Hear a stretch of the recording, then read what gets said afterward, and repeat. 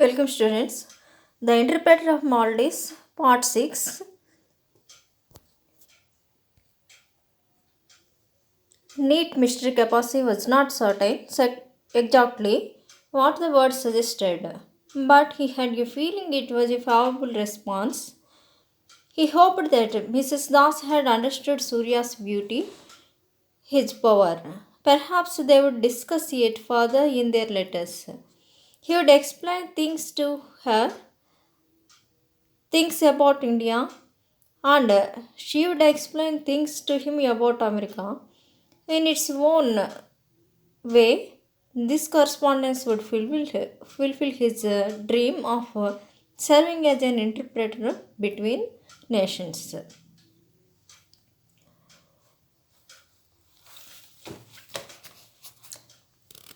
In this paragraph, Mr. Kapasi thinks so that Mrs. Das gave favorable response and she understood son's beauty and his power. He wants to discuss in letters about India and about America, Mrs. Das. Mr. Kapasi has a dream of serving as an interpreter between nations. He fulfills by these letters his dream. Mr. Kapasi looked at her straw bag.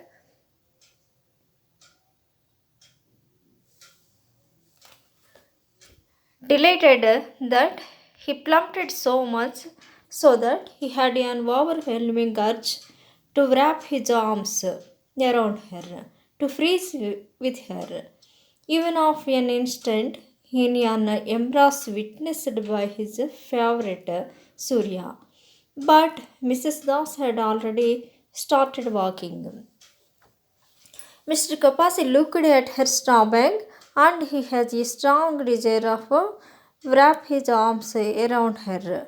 But she already started.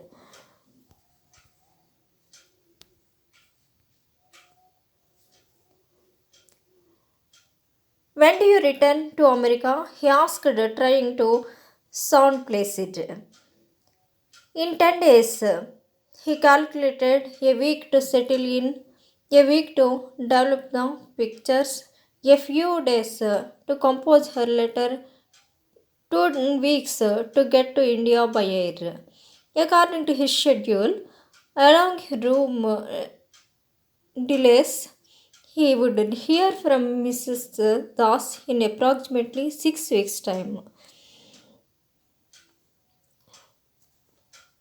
In order to break silence, Kapasi asked Mrs. Das, "When do you return to America?"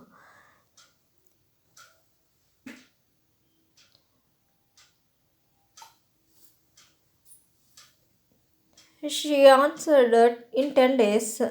He calculated 10 days, about a week to settle and a week to develop the pictures and a few days to compose her letter and 2 weeks to get to India by air. This all become 6 weeks time. Mrs. Das and Kapasi is expecting in 10 days, but Mrs. Das said 6 weeks time.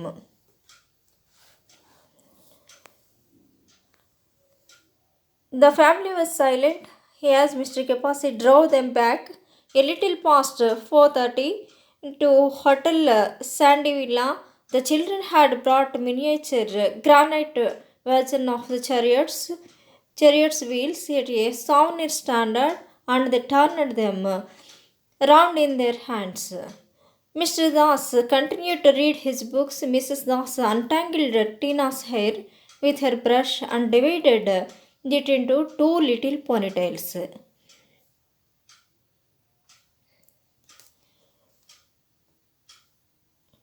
In this passage, Mr. Kapasi drove them back to the Hotel Sandy Villa at at 4:30. The children had brought miniature granite version of a chariot's wheels. Yet I think that is a remembrance of that place. Mr. Kapasi continued to read his book. Mr. Das parted Tina's hair with brush and make them two ponytails. Mr. Kapasi was beginning to dread the thought of dropping them off. He was not prepared to begin his 6 weeks wait to hear from Mrs. Das as he stole glances at her in the rear view of mirror, wrapping elastic bands around Tina's hair. He wondered how he might make the tour last a little longer. Ordinarily, he sped back to Puri, using a shortcut, eager to return home, scrub his feet and hands with sandalwood soap, and enjoy the evening newspapers and a cup of tea that his wife would serve with him in silence. The thought of that silence, something to which he had long been resigned, now oppressed him. It was then that he suggested visiting the hills at Nadigiri and Kandagiri, where a number of monastic dwellings were hewn out of the ground, facing one another across a defile. It was some miles away, but well worth seeing, Mr. Kapasi told them.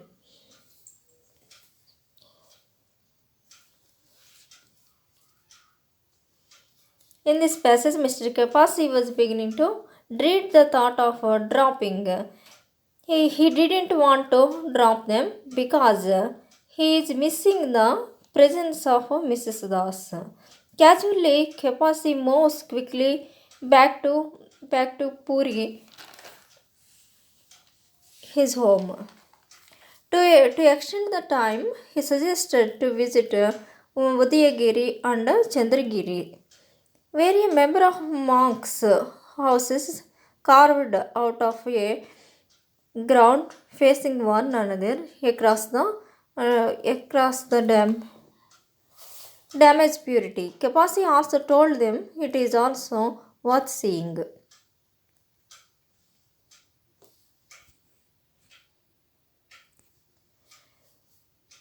Hoy, there is something mentioned about it in this book, Mr. Das said, built by a Jain king something. Shall we go then? Mr. Kapasi asked. He paused at a turn in the road. It is to the left. Mr. Das turned to look at Mrs. Das. Both of them shrugged. Left, left, the children chanted. Mr. Kapasi turned the wheel, almost delirious with relief. He did not know what he would say to Mrs. Das once they arrived at the hills. Perhaps he would tell her what a pleasing smile. She would complimented her strawberry shirt, which he found irresistibly becoming. Perhaps when Mr. Das was busy taking a picture, he would take her hand.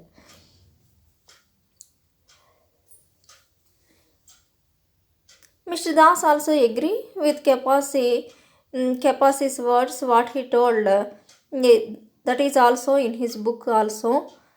Kapasi paused at a turn in it is to the left to take their willingness.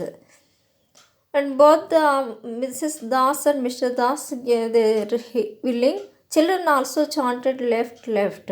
They want to see the Udayagiri and Chandragiri. Mr. Kapasi turned the wheel, almost with relief. He want to compliment Mrs. Das, her smile and a strawberry shirt, and Mr. Das, as usual, taking a picture.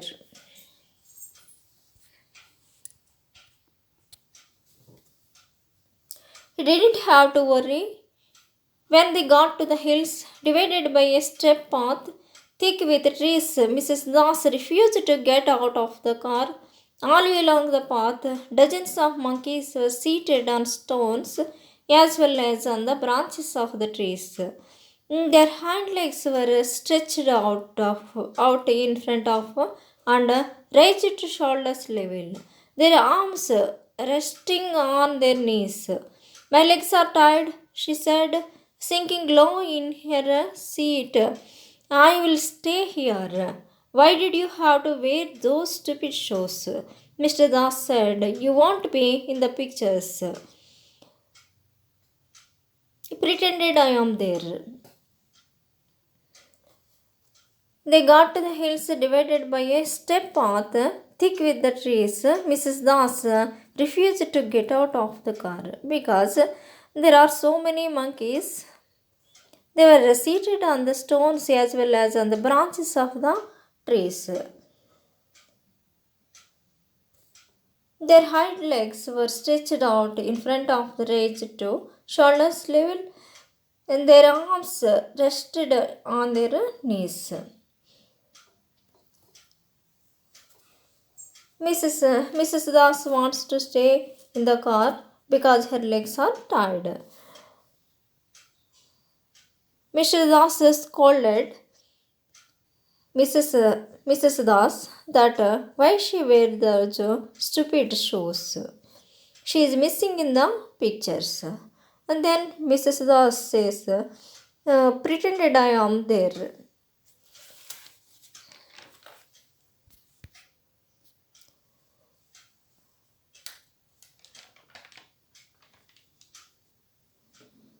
But we could see one of these pictures of our Christmas cards. This year, we didn't get one of all five of us at the Sun Temple. Mr. Kapasi could take it. I am not coming. Anyway, those monkeys give me the creeps. But they are harmless, Mr. Das said. He turned to Mr. Kapasi. Aren't they? They are more hungry and then dangerous, Mr. Kapasi said. Don't provoke them with food, and they will not bother you.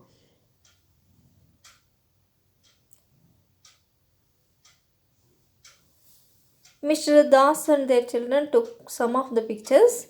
They want to use these pictures as the Christmas card. Mrs. Das said that she was not coming. These monkeys give her a disease. Creeps means disease. And they were more hungry than dangerous. Mr. Kapasi said that and not to provoke them with food.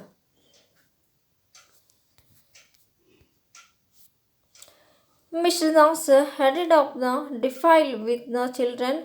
The boys at this side, the little girl on his shoulders. Mr. Kapasi watched as they crossed paths with the Japanese men and women. There were only other tourists there, who paused for a final photograph, then stepped into a nearby car and drove away. As the car disappeared out of view, some of the monkeys called out, emitting soft whooping sounds, and then walked on their flat back hands and feet up the path. At one point, a group of them formed a little ring around Mr. Das and the children. Tina screamed in delight. Ronnie ran in circles around his father. Bobby bent down and picked up a fat stick on the ground. When they extended it, one of the monkeys approached him and snatched it, then briefly beat the ground.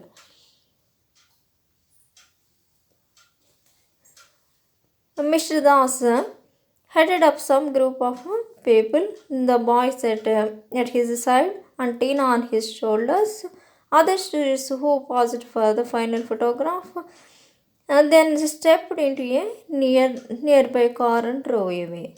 As the car disappeared out of their view, some of the monkeys called out. Called out means to speak in a loud voice, shout. And also woofing to utter a loud cry.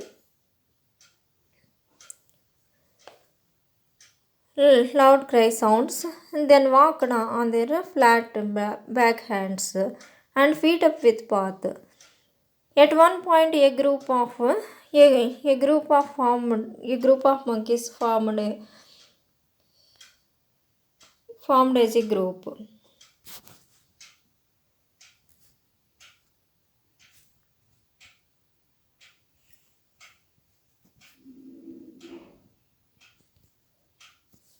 I will join them, Mr. Kapas said, unlocking the door on his side.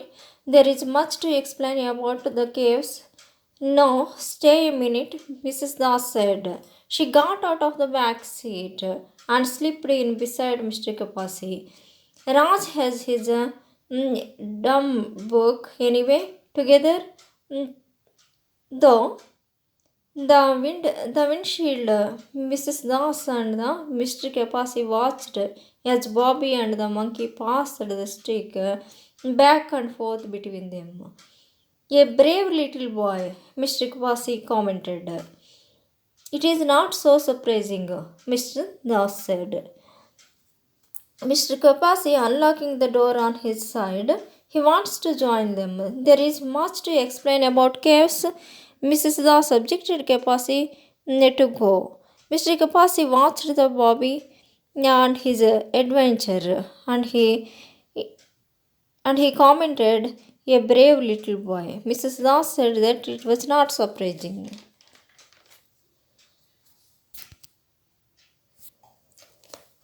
No, he is not his. I beg your pardon. Raja's. He is not Raja's son. Mr. Kapasi left a pickle on his skin.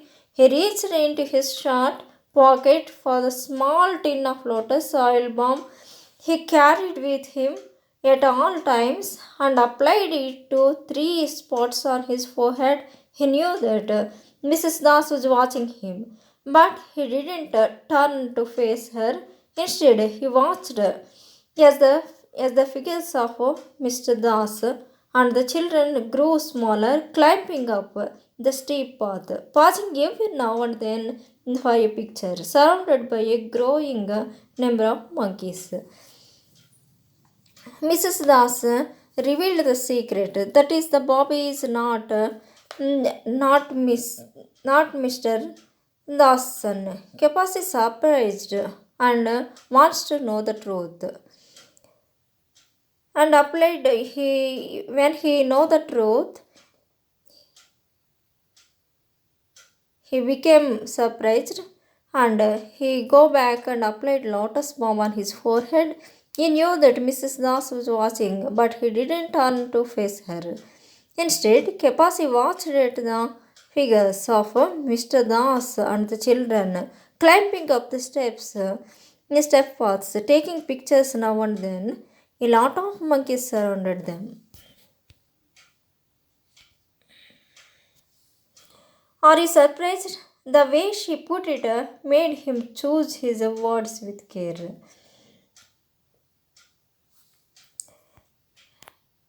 Mrs. Das asked, are you surprised?